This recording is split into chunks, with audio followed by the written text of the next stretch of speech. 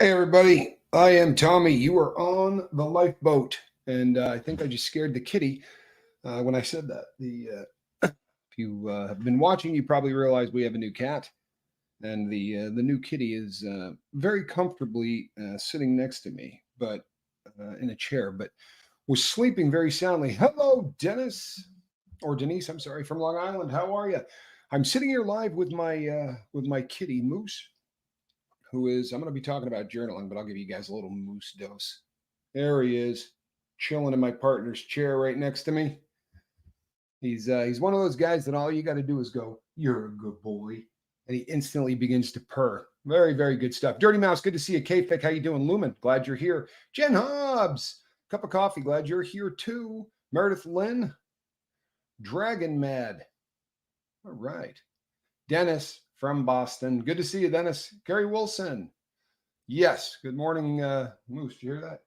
Oh, he's looking at my hand because I'm doing my nervous thing with the hand that I do when I first start. I'm always doing this number, and he's looking at it like, why isn't that petting me? Michelle R., good to see you. Jamie Palmer, how are you? Honey in the Rock. I don't know that I've ever said hello to you, Honey in the Rock. I'm glad that you're here.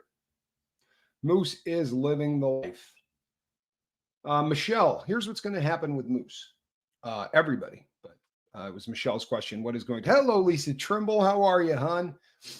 Teresa Baldessari, glad you're here. Adrian, how are you? Leslie Girl. So the deal with Moose will be this. We're going to see.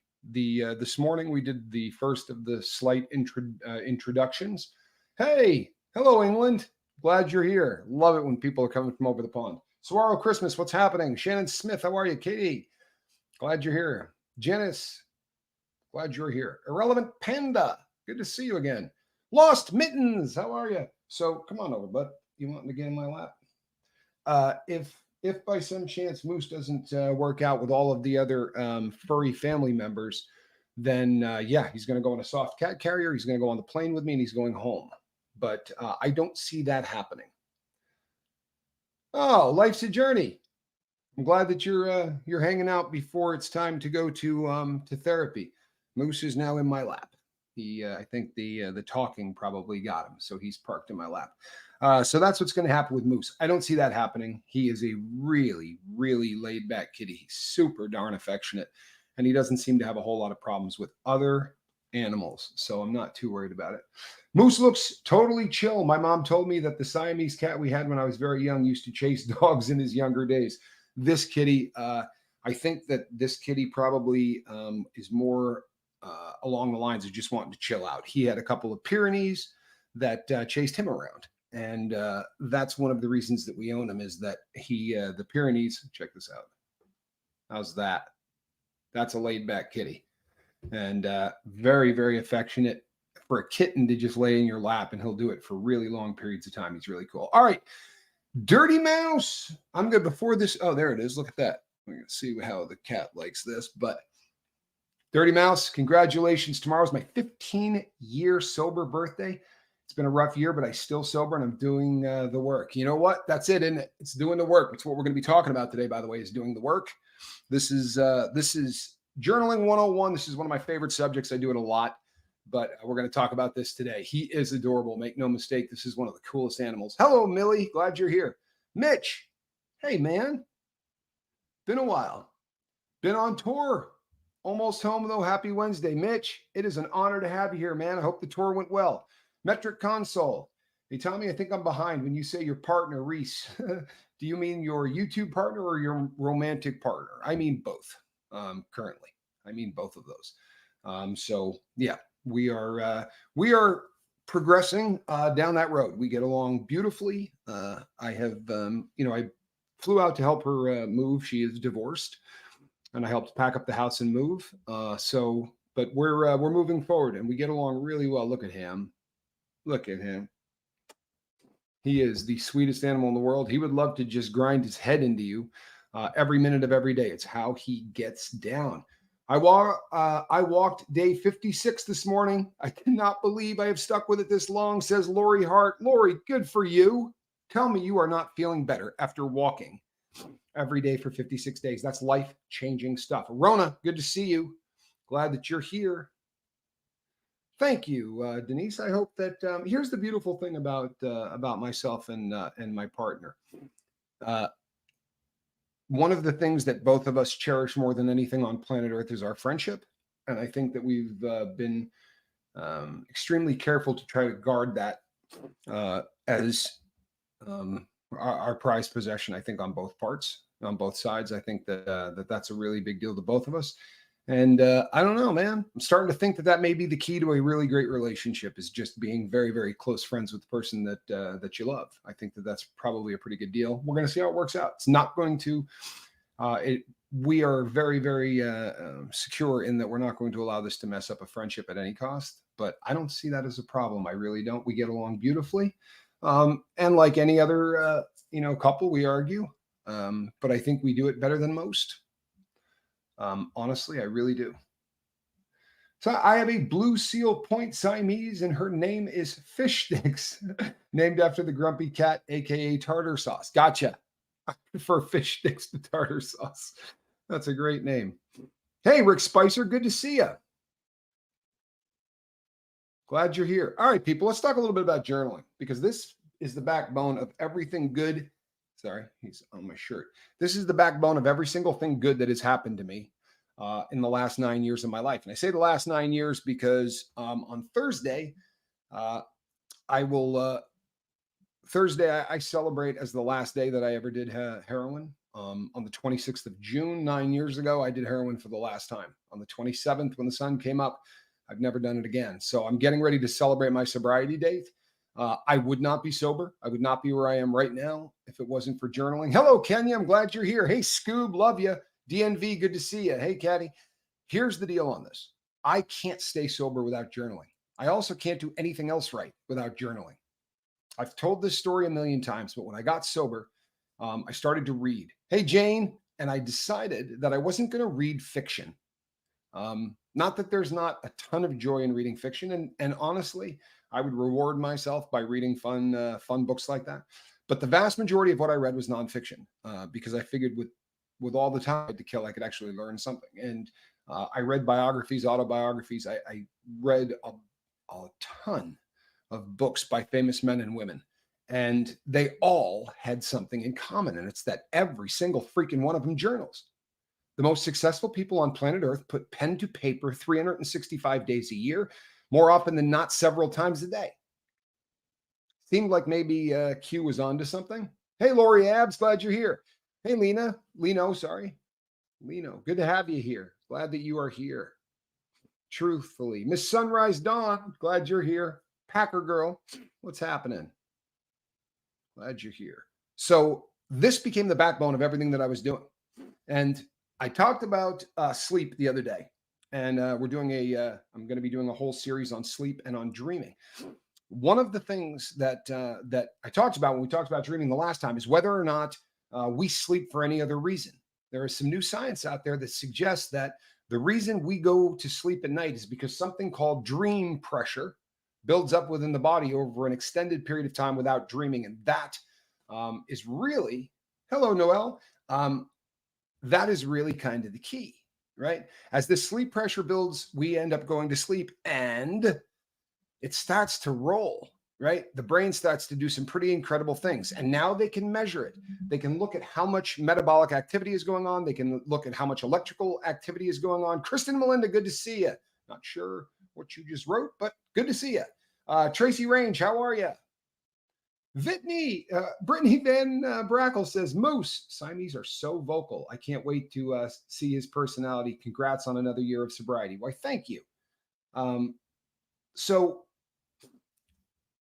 if we know that our brain doesn't shut down, we used to think it did. We used to think that the brain went into very low activity at night, maybe just enough to dream. The fact of the matter is there are parts of the brain that shut down when we're sleeping, and there are parts that go completely wild when we are sleeping.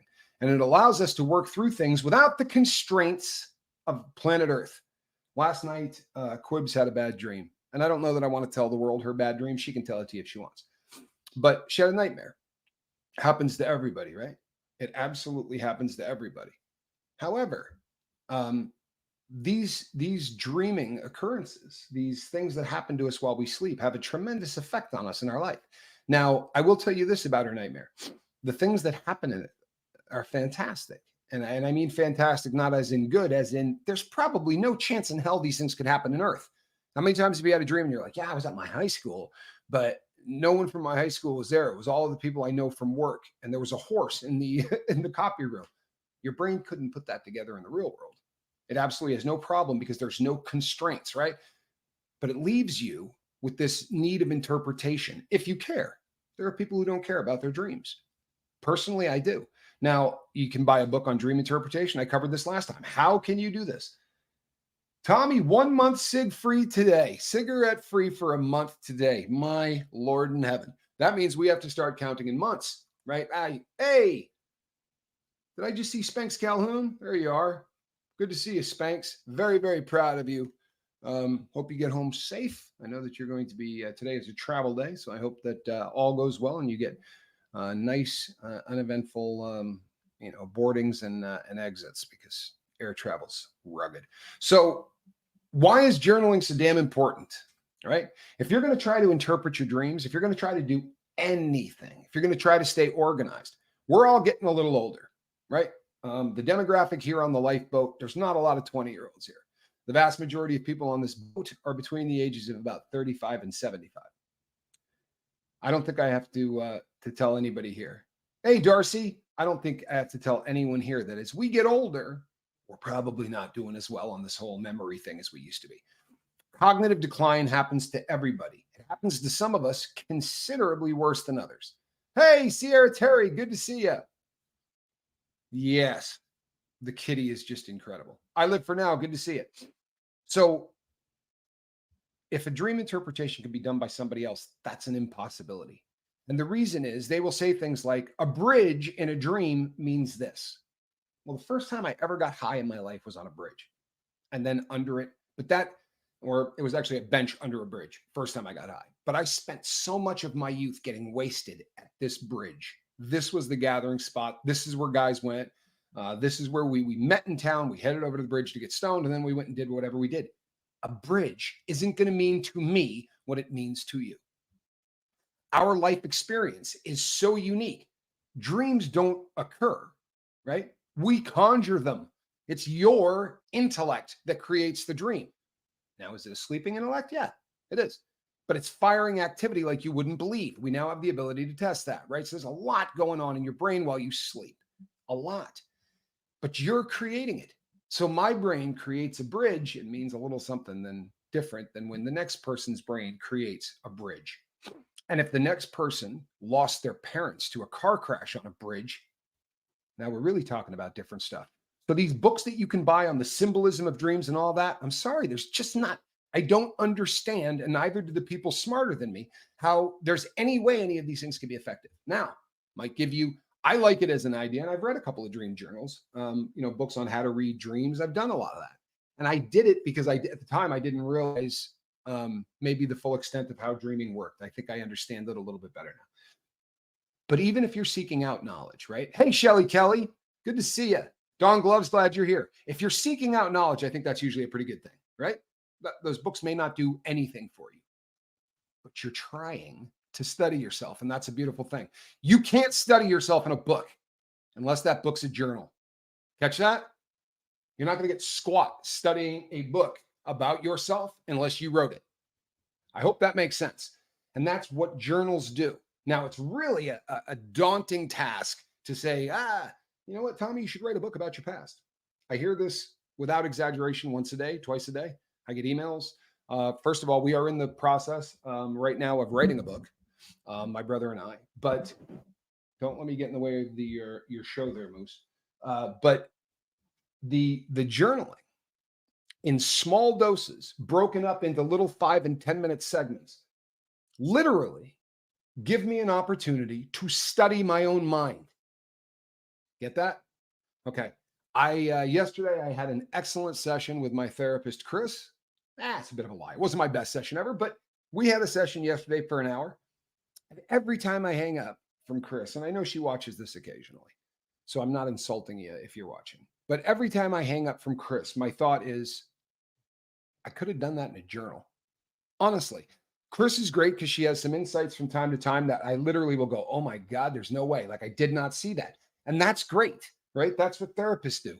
But your journal is a therapist, right? That you don't have to fear is ever going to tell anybody else anything you say, no matter how unguarded a human being you are. You could be Reese Quibell. There's still a layer that you probably don't just roll out for the world. There certainly is for me. I've done things I want the world to know about, right? Not because it's going to put me in prison or any of those things, but because I'm embarrassed of the human being that I used to be. I am. Now, I'll tell everybody, you don't have to feel bad about the things that you did in your past if you were under the influence of substances, because when I was a junkie, heroin was at the wheel, right? Why would I blame myself for the things that I did if I had no control whatsoever? Well, it's impossible not doing that. It really is. Sandy Wendy, good to see you. Roberta, what's happening? Any advice for how to start journaling? Absolutely. I recently found the channel Healthy Gamer from my son, and that guy, PhD, talks a lot about journaling. Excellent. Yeah, I'll give you some advice on this. Here's what I want you to think about.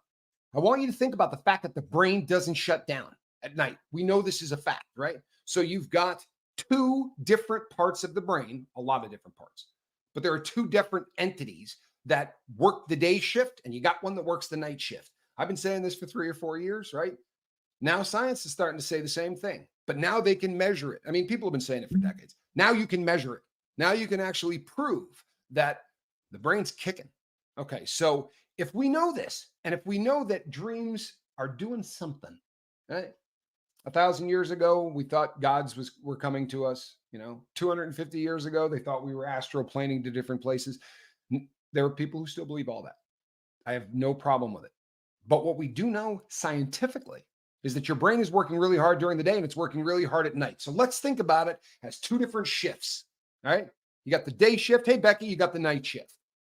So at night, you're not conscious. You're not there for it. You're right. You're unconscious. You're subconscious. Below your conscience, there's a crap load going on. Don't hand off the day's work to the night shift. Don't have the night shift doing the work of the day shift. So you had a bad day. You go to work, you argue, you get into a big thing with your boss who threatens to fire you. When you come out and complain about it, the girl in the cubicle next to you says something snarky and passive aggressive. And we just do what? We put it away. I'll just stick this over here. Not going to deal with it right now. Because if I deal with it now, I'm going to tell the boss he's an asshole. I'm going to lose my job. I'll call this girl a bad name. I'm just not going to deal with it. And this, as human beings, this is standard operating procedure. Sadly, Kristen, good to see you. Sadly, we're not always able to just go, all right, I'm going to cope with this right now. I'm going to get in my boss's face. We're going to sit down and hash this thing out. Well, sounds good. Rolling Stone, good to see you. But it doesn't usually work that way, right? So what we do is we come home and you walk through the door and you go, hey, honey, how you doing? She says, how's work? You don't go, man, my boss was an ass. The woman in the cubicle next to me, because what are you thinking? I'd like to take my shoes off, right? Maybe take a shower, eat dinner, watch television, spend time with my wife. And I don't want to tell her everything that happened during the day. When we say to somebody, how was your day? Do the people really want to hear the answer to that? I mean, they're hoping for a yes or a no. Lynn Sanity, good to see you. I struggle with journaling in the morning. Before bed is much easier. I've been dreaming better since I started. I believe that. Well, and we're good. Don't go anywhere, please, because we're going to make morning journaling easier too. At the end of the day, right? When the day is done, get out your notebook before it's time to go to bed and organize your thoughts of the day. Not a bad day. Things were all right, except my boss was a jerk. Here's what he said. I don't understand what his problem was, blah, blah, blah. You're organizing your thoughts. Now, this is all theory on the Admiral's part here. But here's my theory. My theory is if you don't do that, then you spend a certain amount of that dream energy, a certain amount of time of all of that important stuff where you see the horse in the copy room and a girl from college is somehow in your high school. This, in my opinion, is your brain working through things that we just aren't capable of working through because of the constraints of this world, right? I might fly in my dream. Whatever my subconscious needs me to do requires me flying. I'm not very good at that in the waking hours, right? But I can do it in the night shift, unless, of course, the night shift doesn't get to that. If the night shift spends massive amounts of time trying to just organize what the hell was going on, I have found since I began journaling, my dreams are different, considerably different. I also find that I achieved a level of peace that I've never felt before once this process started.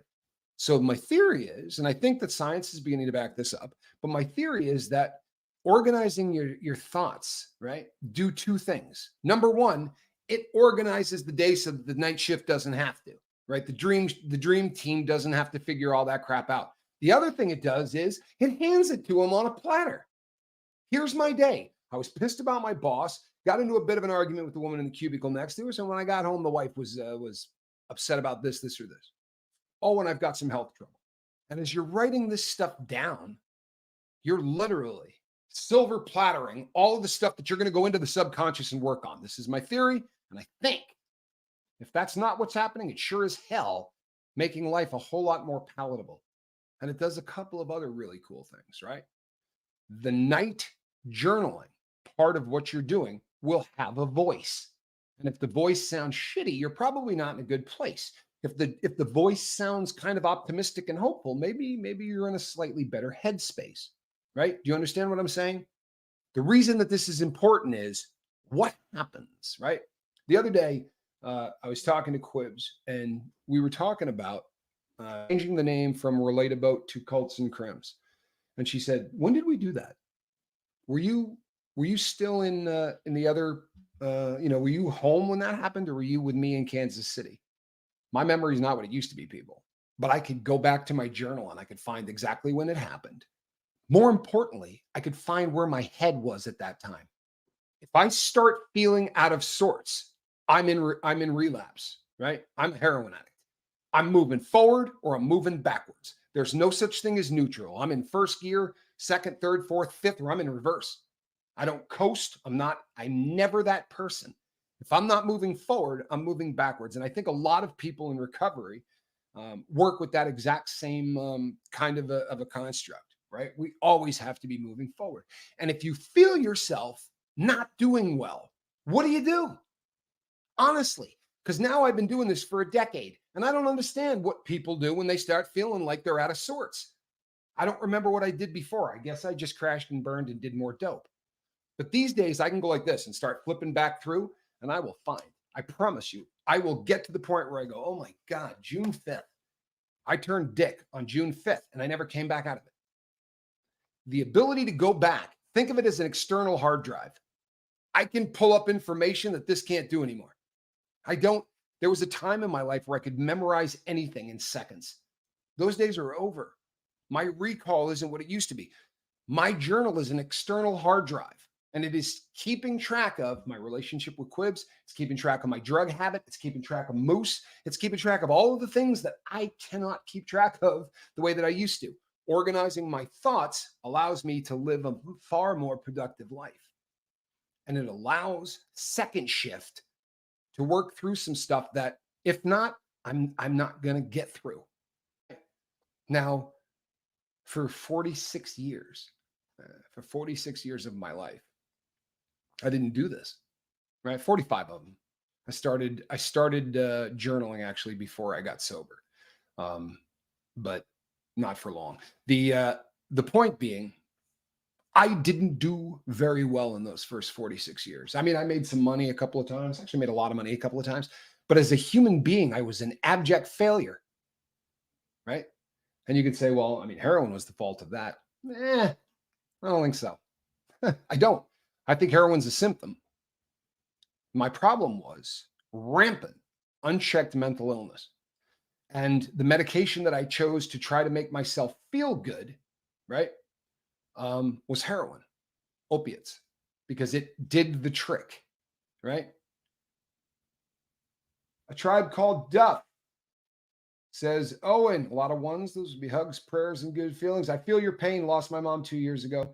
You'll get through this, sweetheart. I am so sorry for your loss. My mom is still with me, thank God. I can't imagine what you're going through. I wish I could.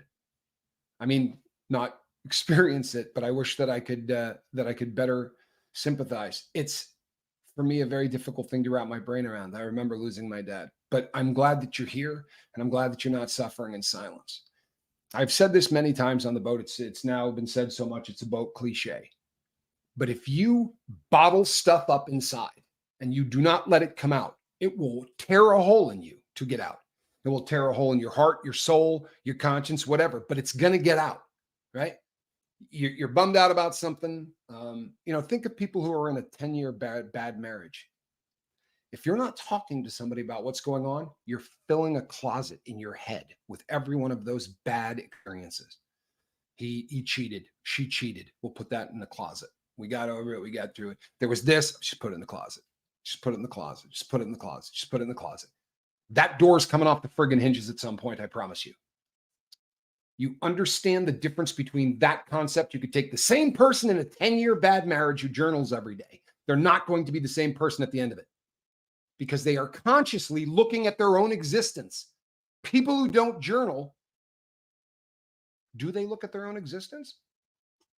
Honestly, do they look at who they are and go, I got to improve. I got to be a better person. Let me tell you something. Everything that you think in your head is a pipe dream until you write it down. I'm not kidding. I want to do this when I get older. Pipe dream. Write that crap down. It goes from dream to goal, right? I write goals down every single day in my journal. Do I hit them? Not nearly as often as I'd like to. But it's keeping this organism moving in the right direction. Even if I'm failing the entire time, I have a construct. I have an external hard drive that is keeping track of my progress. I've got the internal, right, which I'm keeping the gears going. I'm keeping the oil. All of that engine, the external hard drive makes that run. For me, it makes that run. So now you go to bed, okay? The day shift did all of its stuff, it dealt with the boss, whatever. You hand that off to the night crew. We used to believe that dreaming only took place in the delta stage of sleep, right? When you saw rapid eye movements. What you're seeing when you see rapid eye movements is the sort of the apex, right, of the brain activity in the dreaming. But that does not mean that that's the only time you dream. In fact, that dream pressure that we spoke about in the beginning, what drives you to go to sleep in the first place, as that dream pressure builds up, you can start dreaming the second you close your eyes. And this has been done through research. We now know that you don't have to be in a specific phase of sleep in order to dream. You can dream before you get to the delta stage of sleep. So this knowledge should tell you also that it's kind of difficult to schedule that so that when you are waking up in the morning, you've taken care of all your business, right? One of the reasons that we say, anytime someone comes to me and says, I feel like I'm not moving forward, or I feel like I'm in relapse, I'm not doing, are you eating? Right? Are you eating? You banging out 3 meals a day? Are you getting nutrition? Are you sleeping? Those are the first 2 questions I ask anybody that's bummed out. If you're not eating and sleeping, forget everything else. This is still a machine, right? And good kitty. The sleeping aspect of this is the time when our brain gets to do the heavy lifting that we don't do during the day, but we don't schedule it so that when you wake up in the morning, you might not be done with the night shift. Now, you ever wake up and you're in a fog and nothing, so you just have one of those mornings where it's like you're looking for your keys in the microwave, right? Like everything, you got one blue sock on, one white sock, everything just seems off and skewed. Well, I'll tell you, and this is my opinion. But in my humble opinion, those are days when the night shift didn't get my brain put back together before I got up. I didn't get reassembled and turned back on. You realize that there's got to be that split second when you wake up that your brain, and science has now said this, when you wake up, your brain now has to get back on the constructs of Earth, things like time, right? Because in your dream, you could be having a dream that you're in, you're in a time without electricity. The dream state, you have the ability to fly. All of the things that can happen to people in dreaming obviously can't happen in the real world. There are mental conditions where a person cannot distinguish between the dream state and the reality. This is horrific, right? Most of us, when our eyes open, in that first couple of minutes, all of a sudden we reassemble back into reality. Things like time and space and all those things now become real. When I get up in the morning, I have to dump all of the stuff that I've got kicking around in my brain because now I'm conscious. but I've got all this unconscious stuff that's still hanging there. And when you read the stuff I write in the morning, it's not very, it's very often it seems so detached that it's hard to understand. It's like I'm not someone who's particularly intelligent. As you read the stuff, you'd be like, "What the hell is he writing?" You know, sentences that don't end, or sentences that end in the middle, because I'm dumping. I'm not even thinking. I'm not. And in the beginning, that was very hard for me. It really was, because my brain wants to do what I did the night before, and there's nothing to do. I don't have anything. I can't write down what I did all during my sleep. I have a dream journal. It's a totally different thing. But when I wake up, I just dump. And if the thought is, well, man, I hated that woman, Karen. I'm not sure why. Don't try to figure it out. Write it down. Write it down. Just put it down on paper. Info dump everything you got in the dome onto the paper. My theory is that now, as you start the day, you got rid of all of the crap that the night shift didn't take care of. Same principle as what you did at night. You're going to hand the night shift on a silver platter what happened during the day. You're going to empty all the garbage out in the office before you start the next waking shift. And that's what my morning journaling is. And one of the reasons, Lynn, that I think people struggle with morning journaling is our brain's not right. When you wake up in the morning, the brain's not right. And we're anticipating, we expect us to be William Shakespeare. Don't be. Just go, blah, vomit rather. Just get everything you got in your head onto page. It does not have to make sense. It does not. Honestly, I've read stuff back where I go, what the hell? Funny thing happens though. When I read it back, hour later in the day, whatever, all of the dreams that I didn't remember start magically coming back. The intersection of subconscious and conscious. I don't know how other people do that. I don't. Maybe they don't, right? But to me, that's a frightening concept. Now, I can't say to you that for the first 46 years of my life, not doing these two things was the reason that I was an addict. I think that I was born an addict. But I can tell you this, that the difference between the attempts that I made to get sober every other time. Oh, come on, buddy. The attempts, he almost missed it. The attempts that I've made to get sober in the past didn't have journaling as a part of it. And I was never successful, ever, right? I might stay sober for a week or a couple of days or whatever, but it always ended up me using and relapsing. The first time that this made it, the first time that I was successful, the biggest difference was the fact that every single day of my life, I write. You know what? You don't have to. This is a great comment. Thank you, Lisa Trimble, by the way.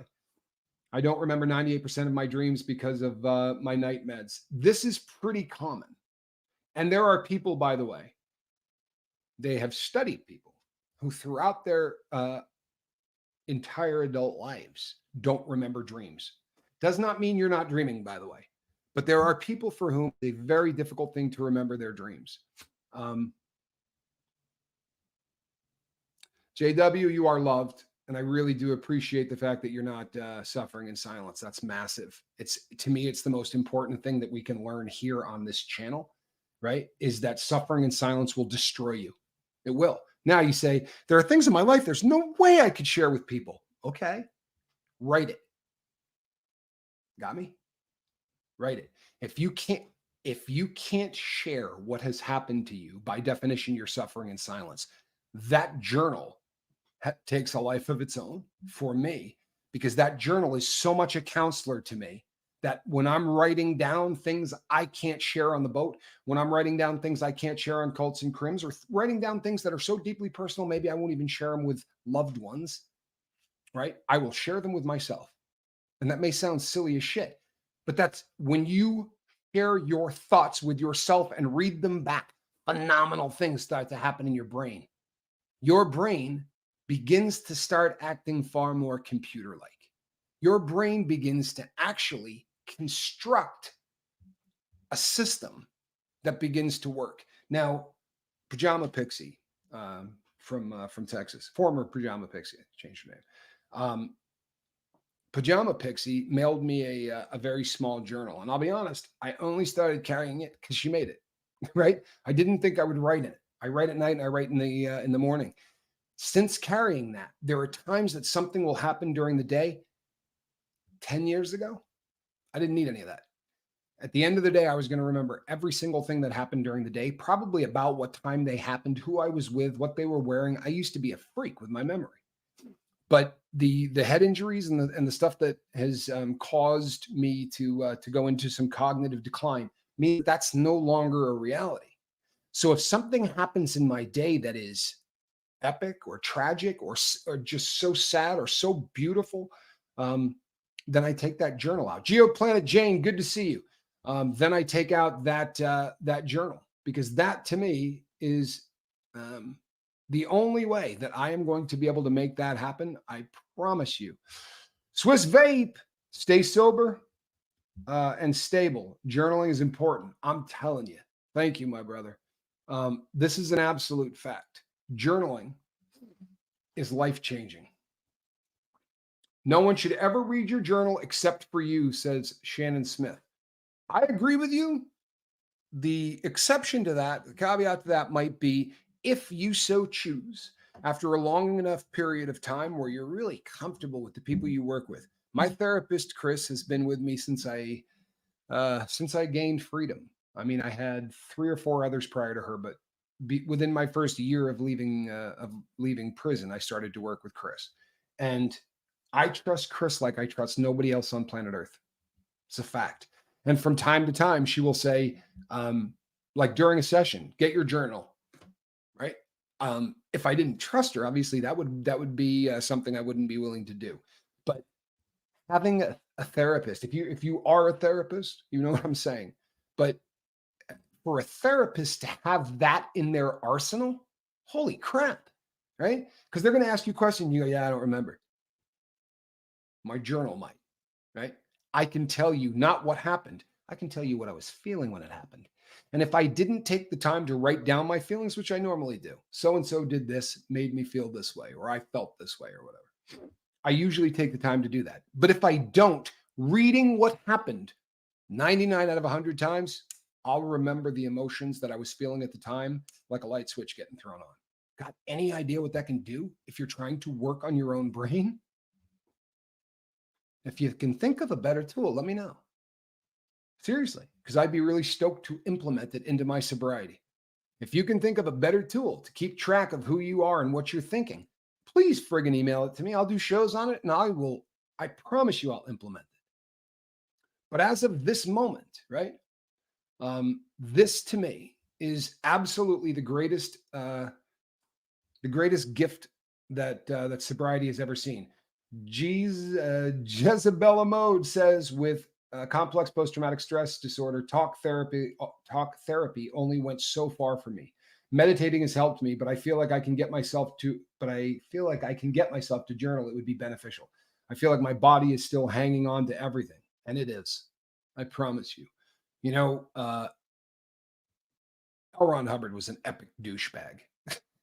And honestly, I'm studying him right now, big time. I'm deep diving really hard into LRH because I'm really gonna have a lot of fun telling his story. I don't think people tell it very well, and I'm going to. But the guy was an epic douchebag. But one of the things that Dianetics probably was pretty spot on with, in my humble opinion, is that there are absolutely imprints from traumatic things that happen to us that don't go anywhere, right? I believe that. I don't necessarily believe that you're getting them at birth, right? But we do have things that happen to us that emotionally scar us. If you put them in the closet, they're going to kill you. And the sad thing is, it's going to be insidious. It's going to be slow, and it's going to be miserable. All right, it's going to be the worst death ever. But we all know people that cannot get over horrific things that happen to them, and we all know people who can't get over minor shit that happened to them. Honestly. I mean, I've worked with people on the boat who are complaining about arguments they got into with a loved one 8 years ago. And when I was bold enough to say, can you take me through the argument? And you realize that you walked away from a family member, and I'm going to change the story some because I don't want to, but over a Blockbuster video rental. some of the things that we choose to never speak to someone else again about, if you read it in your own hand, would scream you're an idiot. I promise. You know how I know this? I had two people, and you can go back 2 Octobers ago because someone on the lifeboat was the one that actually helped me. But I was here talking about it, and we were talking about forgiveness. And I said, forgiveness comes from the root to give away. Doesn't mean you have to say, I accept what you did. Give away what they did, right? Somebody that broke the law, stealing my stuff, I gave them to the prison system. They can deal with it, right? I don't have to deal with it anymore. I gave it away. Problem is, and I said to everybody, I got two I can't get over. I'm never going to forgive these people. I can't move on. I hate these people more than you can possibly imagine. One wronged me really dramatically, and one wronged my father. And I promise you, I can't get over that. It's not going to happen. And someone reached out to me and said, oh man, it's not hurting them. They don't even know you're out there thinking about it. It's just killing you. So I journaled about it, and it was like 15 pages. And then I read it. And I got to the end of it, and I didn't think, I went, I'm an idiot. Honest to God, I'm an idiot. Because not only am I only beating myself up on this, but when I read what I was angry about, let me explain something that I think should make sense to just about everybody here. Hi, Tommy. First lifeboat chat. I can't sleep without YouTube on. My son has 10 years clean and 8 years sober. Dreams are not my own, and his are not his friends. His father was an addict. You know what? I used to say all the time that phrase, dreams are not my friend. I promise you, it was one of my favorite things to say. And it was because of things that I've seen and the fact that it really was kicking my ass. But journaling, right? This was that moment that kind of opened everything up for me. And by the way, it's a skill, and it is a skill that you have to work on. Lisa Tribble says, Tommy, I've been avoiding my journal for about 3 weeks. I've been avoiding everything. I will journal after this live. I love that. I love that. You're so right. I've been ill for several years, and no one has been able to diagnose me with anything. My body is always shutting down, and my blood work looks bad. I am going to journal today. Yeah.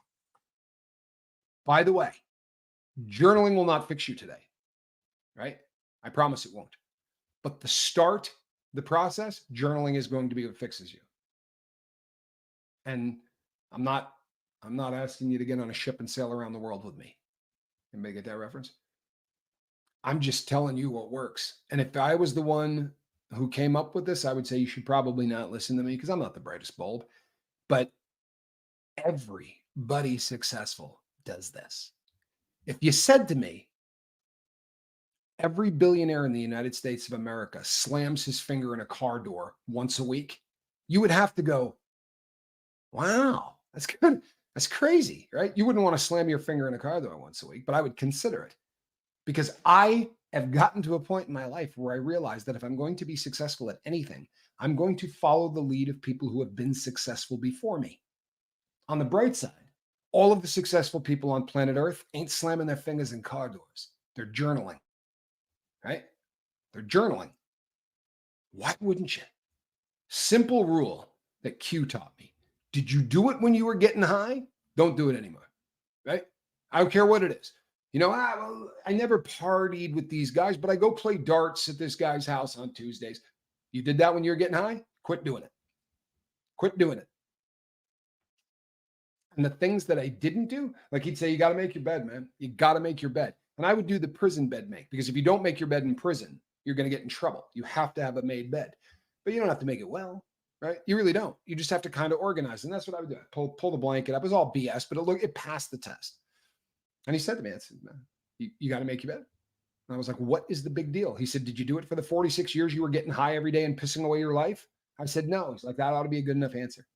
Truth is, it gave me an opportunity to be successful first thing in the morning. First goal of the day, set and completed. Silly, right? No, it's not. It's not. You have to train yourself to be a success. Sadly, you don't have to train yourself to be a failure. Comes easy, right? We live in a world we weren't designed to live in. Get that? We live in a world we were not designed to live in. As we're evolving, It takes generations for an evolutionary, for something to happen physically evolutionary. Trouble is, the world we're living in since I was born is completely revamped, right? When I was born, there weren't cell phones, there was barely color television.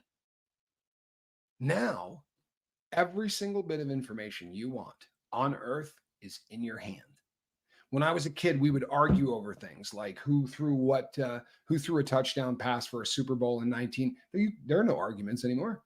No one debates things like that, maybe for 2 seconds, and then they ask Siri, right? Completely different world. With all of that info and all of that stuff going on, our brains may need a little help. Know what I'm saying? We're bombarding ourselves with more information, right? Coming from every single angle. For the first time in history, you're watching commercials and they're watching you, right? We used to watch television.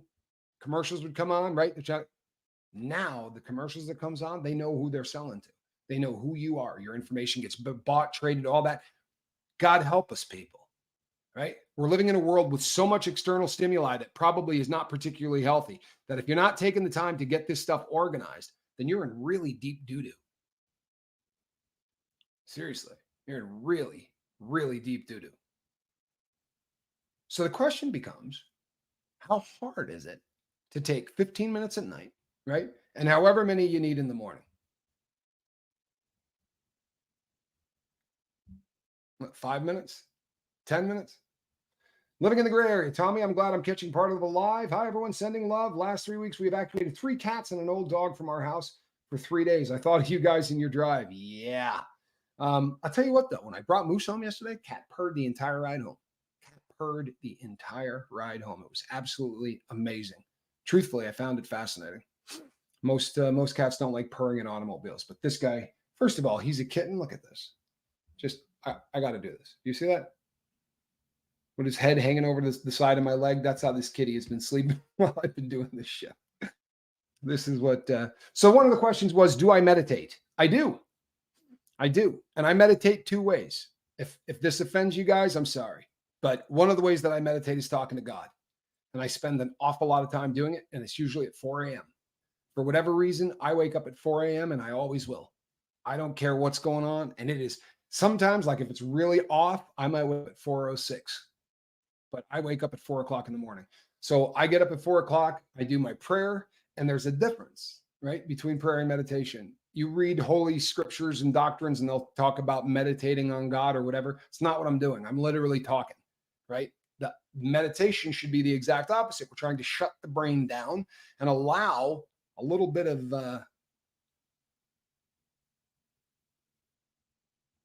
zen, a little bit of relax, a little bit of I'm not going to cloud my brain for X period of time. And there's a lot of science that says really weird stuff starts to happen when you start to do these things. Hey, Spanky, didn't realize, huh? I love talking to God too. And I have a prayer journal. The number of journals that I have now is insane. But you know what? You know how much fun that is? I'm going to tell you something. As many of you know, my partner's father is ill, and he's very ill, unfortunately. Right, we're getting to the end, and that's a difficult thing on everyone. And the other day, out of the blue, and I mean out of the blue, someone that had worked for them for years, who went into corporate life, came back and said, "I hate corporate life." They trust this person more than anything. He said, "I'd really like to help with the end of his life. If I can drive him to treatments, if I can do anything to help, I'm here to help." And I just got this crap-eating grin on my face, right? And my partner was like, "What?" So I went and got my journal, I busted it out, and I said, "This was my prayer journal." I said, "Look what I was praying about this morning." Like literally, at 4 o'clock in the morning, I was on my knees praying that somebody was going to show up to help her. And you know what? It's just a cool thing to be able to go, let me tell you what I was thinking about. If you knew how often that happens, yesterday, my partner said, I had an idea about something. And I was like, you know what? I journaled about that 2 days ago. It's nice to know that, that mind, it's another opportunity to sync up that which cannot be synced up, right? We don't understand the brain. You realize that? We're getting better, but we don't understand the brain. There is magic that happens inside your skull, right? For real. Things that there's no perfect example, like precognitive dreams. And I want to tell you something. I can't explain precognitive dreams. I can't. I know for a damn fact that they're real. I mean, it's not a difficult thing to research. You know, when it becomes super obvious is from people who journal. No joke. It's the only way a person can prove it. But when the tragedy happened on September 11th, the number of people who came out and showed journals, and you're going to write 600 pages to fake something. I guess you could do that. But people came out with journals where they had dreamed exactly what was going to happen. And not 4 or 5 of them. The number of people who did this was astounding. There's something going on. Can I explain it? No, I can't. Not at all. But I can believe it. It's a very easy thing to believe precog if you have my job, because all day long I talk to people who journal, and I meet people like Shannon Smith, who I don't doubt anything she says. I don't. So if she's telling me she's got precog dreams, I believe it. And it comes up so often, again and again and again and again and again. The moral of today, people, is that there are times where you're not going to be able to share something with someone. It's too much, right? It's just too much. If there are things that I've seen that I don't want to tell anyone about. There are things that I saw when I was a criminal that I don't really want to ever bring into the life of somebody else, right? But that journal, and when I say it's taken on a life of its own, I don't even journal as if I'm talking to myself anymore. That shift probably happened at about 5 years then. And it may sound silly as crap to you, but I simply refer to it now as journal. But I'll be like, journal, you ain't going to believe this crap. And it ends up sounding far more conversational. And the reason is, may sound nuts, but I get more back from that than the journal's getting put in. The amount of info I've put into the journal is nothing compared to the amount of info I've taken out of the journal. And if that sounds crazy, it's because you're not journaling. If that sounds nuts, it's because you're not journaling. If I said to you, what's going on in your life? Where are you hurting? Right? And you say, well, I can't stop thinking about my ex. And, we've been divorced for years, but it's okay. When did that start? Oh, I don't know. Well, then you're screwed, aren't you? You don't know when it started? No, I don't. Okay. So you don't know what was happening when it started? No. Well, then fixing this is going to suck. Fixing this is going to take an awful lot of time. Same phone call, same situation. How long has this been going on? I don't know. I can't remember. Do you journal? I do. All right. Get your ass into your journal and start reading, because I promise you're going to get to a page and go, damn, June 5th, right? June 5th, this started. And then if you go back a couple more pages, it's probably going to tell you how it started, why it started. The answers to every question that you have concerning your mind, those answers are in your mind, right? Who are you? That answer is in your mind. What do you believe? That answer is in your mind. If you're not 100% sure of what you believe, the research that needs to be done is going to be done in a journal, right? And I don't care if you believe Jesus rose from the dead, Buddha's got it all together. I don't care what you believe, but you have to have a set of beliefs. You have to. You could say, not me, man. I don't believe in anything. I'm an atheist. Oh boy, do you believe in something. You think atheists don't have faith? Atheists have so much faith that there's nothing that they're not going to worry about it. They have so much faith that there isn't an entity that they're going to ride that out and risk it. That's faith, people. That's a hell of a lot of faith. And if that's it, great. But when people say, well, here's what I believe. I didn't know what I believed. They used to tell people all the time what I believed, right? I was raised in a religious family, and I became a criminal, and a pretty bad one. And when I had a lot of time to work on myself, the first thing I did was to try to disprove the existence of God. And I won't lie to you. I was in there thinking to myself, you know what? This is my life now. I'm not a good dude. I'm never going to be a good dude. So if I can disprove this God thing, then when I get out of here, there's 2 or 3 people I'm taking out. I'm not kidding. This is what was happening in my mindset. I was in prison thinking that person ratted me out. I'm taking them off earth. That person did this to me. They got to go. And if I don't have a framework of a set of beliefs, I could probably do it. And I read every religious text I could get my hands on. My goal was to just try to prove that there just was nothing out there. And a strange thing happened on the way to Damascus. Living in the Gray Area says, the personal reflection that you have is remarkable, Tommy. It's heartwarming. You know what? Thank you. That is such a kind thing to say. If you had met me pre-journaling, you would have thought I was adult. But I have spent a lot of time writing about myself. I've spent a lot of time peeling back one layer after another of bad brain until I got to where I am today. And I'm not Zen. I'm not a guru. I'm not. But in 2 days, I'm 9 years without heroin. And without that journal, people, I'd be fixing today. I promise you. Do you think a journal is better than voice recording a journal? I don't know. Here's the thing for me. In the beginning, I used as an excuse that I couldn't write, right? And I'm not being funny when I say I can't write. Here's what happened to me. I have a very odd learning disability, and it causes me to do some weird things.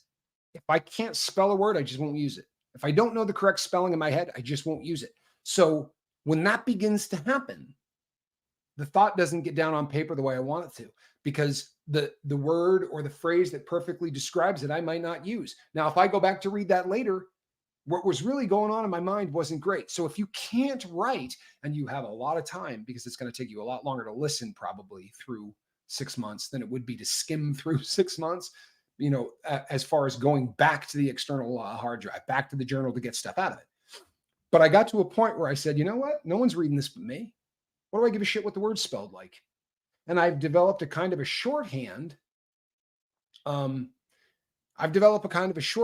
made this a much faster process for me. Yeah. Way quicker process. I personally, I prefer journaling in notebooks with a pen and a piece of paper. Now, when I road trip, I journal on this. I journal on the computer, because I have found over the years that I will lose a journal on the way home, and that's death. And that doesn't mean I'm not writing. I'm writing a ton of stuff here, but I still type stuff out. And that helps too, because of spell check. But regardless of how you're doing it, you need to do it. Random question. Could I use a plain paper pad so I can doodle in it too? I don't understand the rules. There are no rules. That's the beautiful thing. And I want to tell you something. If you have artistic ability, right? If you have the ability to paint, to draw, to do whatever, that is also a form. I mean, I know people who draw in their journal every day, right? It's another form of therapy. However, you got to get the words out. You got to get the words out. And here's why. This is so friggin' important. There are 2 ways that we can do things in life, right? Mentally, there are 2 really big ways that we work. One is when we are emotional, right? When we're emotional, the emotional part of our brain is kind of running the show. We're not particularly analytic, right? We're not. When we're emotional, the analytical part is gone. And when we are really analytical, chances are there's not a whole lot of emotion attached to it, right? Because they're 2 very different centers of the brain. That's a problem. That's a problem. Because if I get super pissed off, I'm not logical. I'm not doing anything right. I'm yelling. I'm not. So how do I turn that off? If I grab a pen and I put it in my right hand, I got to start working with a different part of my brain. The executive part of my brain now has to engage in order for me to start writing. And while I do that, the emotional has to sort of get in the back seat. So now with the spittle flying out of my mouth, I'm so pissed as I sit down to try to write. Well, I got to get logical in order to write. The logic center of my brain has to take over.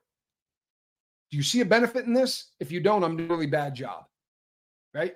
The benefit in that is that when we turn off that emotional part that's been crippling us, we can get logical. Well, how do you turn on the grab a pen? That's one of the problems I have with talking through it, because I can yell at you pissed off and angry, but when it requires that whole process of writing, I can't do that. I get way more logical because I need to be logical in order to write. I'm analytical. I'm kind of a robot a lot of times. A Stepford. You know what, Kath? I have met many people who play musical instruments who say that they tend to be very analytical people. But I promise you, you're both. It's just that which one we let take over more. I definitely allow my emotion to take over way more than I allow my analytical brain to take over. I live in the emotion. It's one of the reasons heroin was so damn appealing to me, because it tamps down emotional pain, it tamps down spiritual pain, and I live in that emotional part. I weep very easily, right? I'm just one of those people who kind of is an emotional guy, right? But when you pick up that pen, all of the different things that need to happen to make the muscle go down to the arm, and it's like throwing a switch. Now that emotional baggage that's been crippling me, I got to sit in the back seat while I get logical enough to unpack it. That's a beautiful freaking thing. It really is. It's a beautiful thing. And there are people who head in there and pay their therapist to try to get them to do just that, to be a little bit more analytical and a little less emotional. And all it takes is a big pen and a piece of paper. Hey, Tommy, I'm late, but my biggest issue when trying to journal is that my brain runs far faster than I could possibly write. Rogue Hedgie, I'm that dude. Big time. So please, you can develop your own sort of shorthand. Keeping in mind that, I mean, unless you're doing this for posterity and you want your kids to be able to read this down the road, I really don't. I'm not doing this so Spanky and my daughter can read my journals. God forbid. I'm doing this because it's my external hard drive. And if you looked at it, you couldn't read it. I promise you. It has become a very kind of shorthandy, and I'm fast as shit. I can write about the speed that I think these days. It ain't pretty, but it doesn't need to be. I've started typing my journal. My fingers can type as fast as my brain is thinking in comparison to writing. I bring my paper journal with me during the day. When I use the computer to journal, I started doing it this way, right? With voice to text. And I found that when I did voice to text, I didn't get anything done. Honestly, I journaled, but the benefit wasn't there. And I was so friggin' perplexed because journaling had been working so beautifully for me for so long. And what I came to realize is that when I have to engage the part of my brain that allows me to write, the emotional part, I can sit emotional as crap and talk to this thing, and my emotions will go down on paper, right? I can't do that if I'm writing. The analytical part of my brain rises enough to tamp down the radical emotion. Just Emma says, "Hey Tommy, I started journaling after hearing you talk about it, and I love it. Oh wow! Hoping it helps me with giving up, binging on crappy foods, and helps me to focus things. You know what? I love that. I got a beautiful email yesterday from someone whose name I won't share, but they said I have lost 22 pounds on the mini fasts. And I have been journaling every day since I started. I'm not 100% sure that this person, and I wrote back, I said, please, for the love of God, don't stop, right? When you mini fast, I lost over 100 pounds doing this. When you mini fast, you plateau. You're going to get to a point where your body goes, oh, this is how we do it, right? And then you have to change. And there's a change up. And I would eat normally, right, for a couple of days, maybe a week, and then go back to the mini fast, and my body would. But if I wasn't journaling during that time, I promise you, when I went back to eating regular, I would just keep eating regular. But every day I was writing the goals down. Every day I was using the analytical part of my brain, right? So I believe that will happen for you, just Emma. Continue to write, please. The things that will, typing it out, same kind of a principle, right? You're still engaging. In fact, it may even be more effective because you've got left and right. It's going to require you engaging. I just can't type. Q actually said to me, "You're way better off typing." And at the time, he was saying things that I hadn't heard yet. I mean, that no one had heard yet, but they were his theories. And now people are talking about them in terms of science. But when I first started working with Q, he said, "I promise you, typing is the best possible case scenario." Whether you realize is there's very fascinating surgery that they do with people who have epilepsy, where they cut the brain in half. For real. They separate the hemispheres of the brain. And in doing so, the person stops having seizures. One of the first people this was ever done to in the United States of America was my college roommate, freshman year in college. He had horrific grand mal seizures that were so bad that we were ready to take any kind of a risk. He was as normal as the day is long, but he would get a pencil or something in his right hand and couldn't tell you the name of what he had in his hand. But if he moved it to his left hand, he got a pencil, because different halves of our brain do different things, right? We know this. So I love the idea of anything that you got to do physically that engages left side of your body and right side of your body. I think that anything like that, if you can type a journal, fantastic. I think that that's a great thing. For me, the pen is the best method. Jeremy Fowler, good to see you. Sir Tedrick, I'm glad that you are here. Started yours yesterday. People, give this 2 weeks, man. Give this 2 weeks. Tommy, part of my borderline personality disorder, my emotions are often so out of control that it can be almost impossible to get to the analytical part of my brain, even with writing. You're not the first person I've heard say this, right? Not the first person that I've heard say this, because I work with a lot of people who have borderline personality disorder. And I think I may have even been diagnosed with that at one point in prison, but I think they diagnose everybody with that, and also with antisocial personality disorder, which is really kind of funny. But they say, obviously you're antisocial, right? Or you wouldn't be in prison. Well, that's a crappy way to diagnose somebody, but they do it. So here's what I would do, Lisa Trimble. Before I sit down to journal, right? I would do Sudoku. I would do anything that forces you to use your analytical brain. Do it for a couple of minutes. If you know what Sudokus are, though, there's little number game things. I personally can't do them, right? But there are a lot of things that you can do that require the analytical brain, even putting a puzzle together.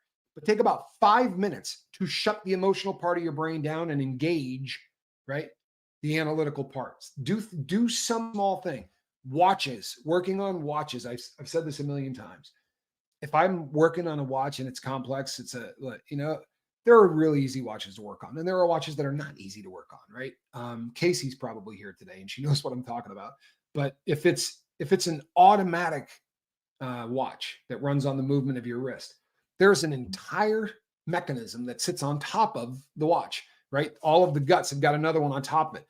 Now we're talking about over 150 parts that are so small you need 100 times magnification in order to see it. I'm wearing a loop that magnifies everything 100 times. These are incredibly small little gears and springs and whatnot. That to me requires so much analytical brain to work on that if I'm doing it, right, the emotional part of my brain shuts down. I'll be there 14 hours and not realize I did it. It's if you get in the moment, right? I do Wordle, Piano Mom says. Fantastic. Please start the night before bed. Please do it. Please. But try that, Lisa. Try Sudoku. Try anything that's going to kick your analytical brain into gears. A lot of people are undiagnosed autistic and or ADHD and misdiagnosed often with bipolar or borderline. I had ADHD. I doubt in my mind. I had ADHD. And I had parents that one in particular that they weren't going to believe that. I was their baby. I was their kid, and I was perfect. And you know what? I could get really bitter about that, but I had spank. I remember being in a hospital, talking to a doctor about my son, and when the doctor told me that he needed to get tubes put in his ears, I lost my mind. And then there was another doctor who said, "Your son's toes are toeing in, right? It's not perfect." I had this dude, right? My kid was perfect. I literally had this dude by the coat, right? That's not right. That's not right. I was letting the emotional part of my brain rule my life. And sadly, my parents did the same thing, one in particular. I was perfect. I didn't need medication. They didn't want to put their baby on dope. And I understand the mindset. I really do. Unfortunately, I was probably a kid that needed it. I was probably a kid that needed it.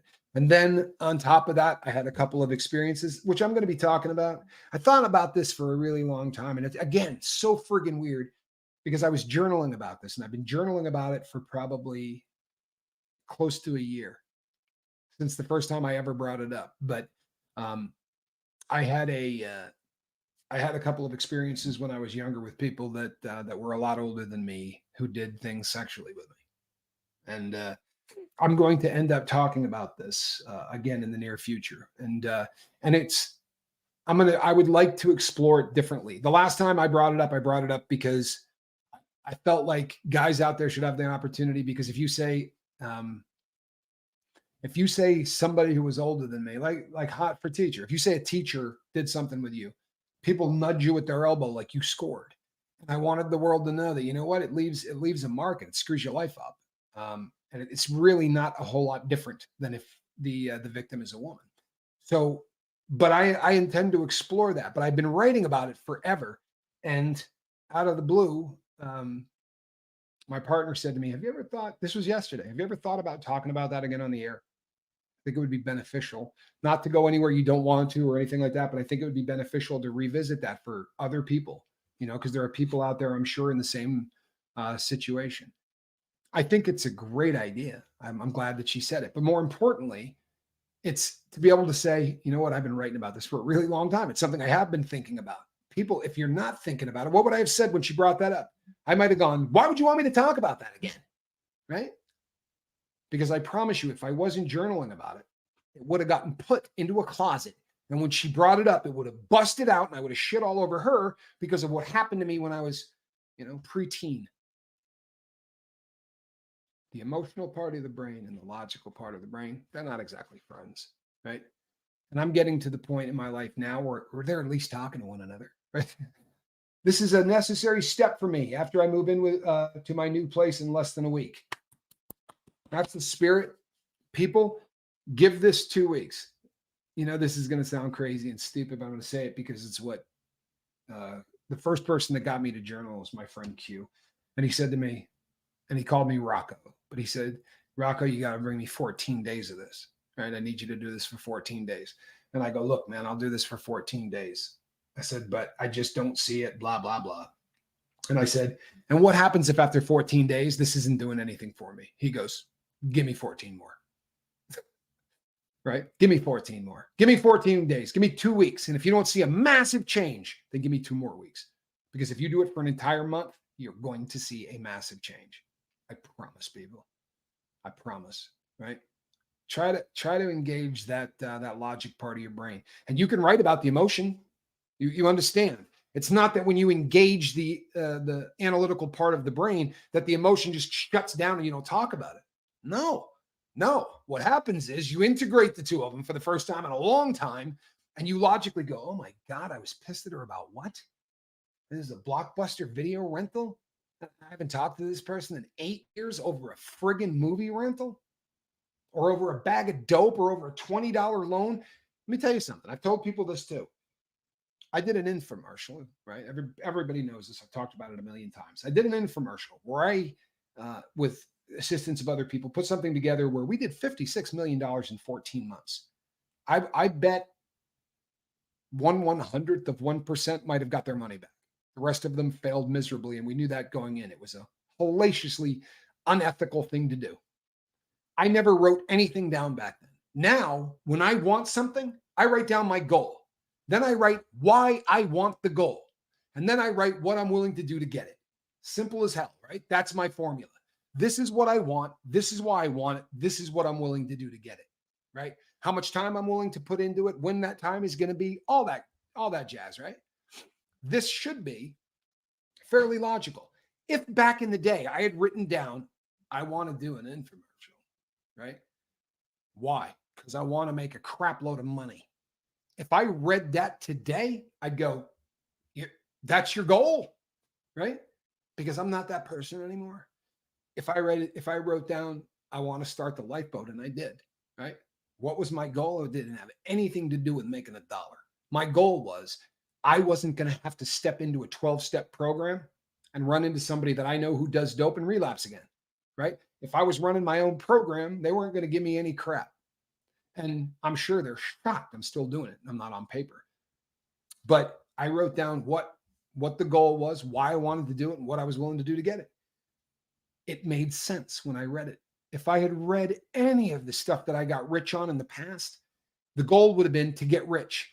And then you expand on that. Well, why do you want money? Chicks, drugs. I mean, you read that, you go, oh my God, I'm an idiot. I'm a loser. But we don't do that. We just go like this and fly through life. Start in with the external hard drive, please. Please. All right, people. Oh, I am the Admiral. That right there is a kitty in a seat. Can you guys see how peaceful that face is? That is a really happy boy. People, that is Moose. And although he's here on the boat today, make no mistake, the official cat of the lifeboat is Squirrel Nut Zipper. And I booked my travel, so I will be going home to see her soon. This, however, is the official kitty of the Colts and Crims Were Funny. And boy, is he just a nice guy. I will see all of you later. I love you guys, and safe travels, Spanx Calhoun. All right. Bye-bye, everybody.